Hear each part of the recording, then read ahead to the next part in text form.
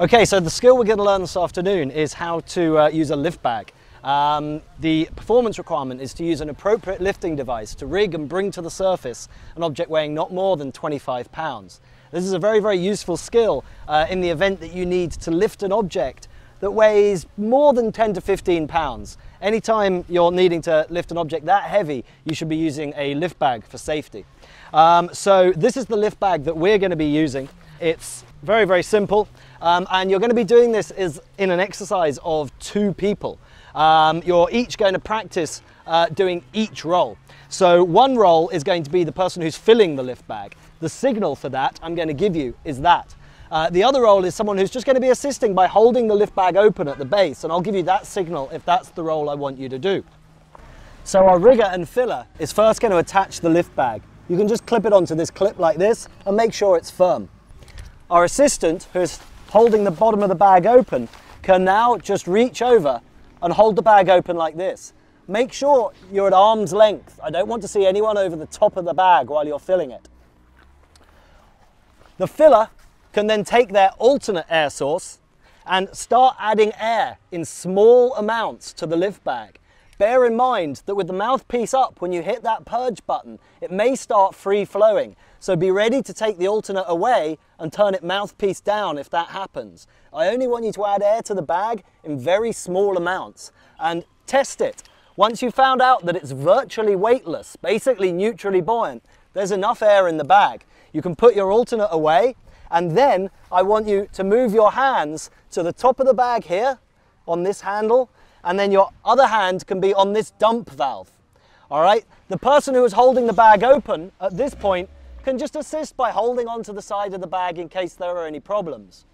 Then as you swim to the surface, you'll feel the bag starts to get more and more positive as the air inside it expands, and you're going to need to use this dump valve in short bursts to keep it neutrally buoyant. Make sure you do not ascend at a rate that exceeds 60 feet a minute.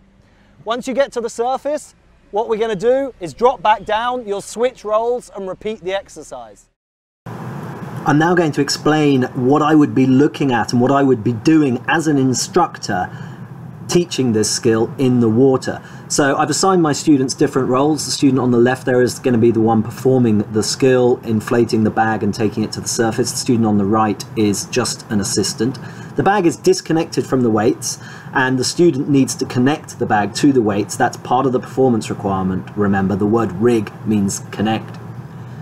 I've made sure it's correctly rigged. I'm putting my hand on top of the bag so I can control it if they overinflate it. I'm now looking to make sure he's using his alternate air source, not his primary. We're now going to go into slow-mo because I've asked these students to deliberately overinflate the bag. You can see loads of air going into the bag there. What I'm going to need to do to control this is with my hand on the top of the bag pulled towards me, and my other hand is going to go to the bottom of the bag and push away from me. This way I can very quickly and safely invert the bag before it gets too high. If it got up above the students' heads, the safer thing would actually be to just let it go. But I managed to control it before that happened, and now I can hand control of the bag back to the student. But obviously before I do that, I want to make sure the student understands what went wrong. So I'm going to remind them that they just need to add air in small amounts to the bag. So now they're taking control of the bag back. What's the next thing I'm going to be looking for? Well, once again, I'm going to be ready for a power inflate. I'm always ready for a power inflate by making sure my hand is on the top of the bag. I'm making sure he's still using his alternate air source, and now I'm going to have a quick look to make sure they're keeping a safe distance from the bag. Both of them are at arm's length. The hand that's holding the regulator is not going right up inside the bag. It's just underneath the bottom of the bag, so that's nice and safe, and I can continue allowing them to add air. He's now adding air in small amounts. It looks like it's about to get neutral. Looking at those weights, looking for them to lift slightly. There's a slight lift. That might be enough. Now that's definitely enough. So I'm going to stop him.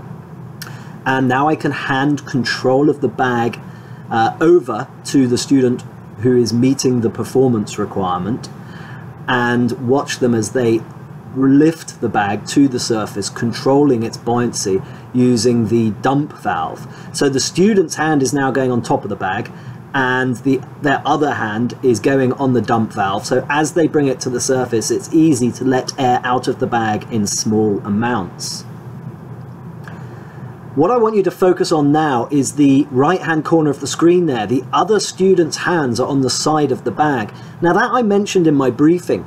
It can be an effective way to make sure that your buddy teams stay together as they do the exercise. But actually, in my opinion, I feel it's almost meaning that the student is not meeting the performance requirement.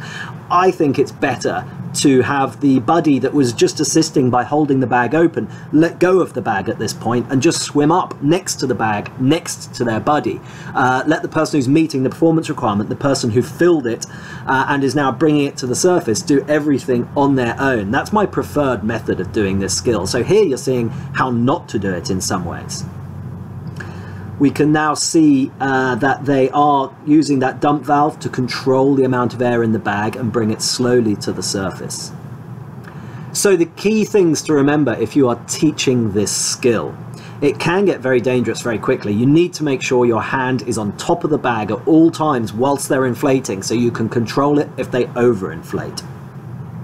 Make sure that each student rigs the lift bag to the object that they are lifting.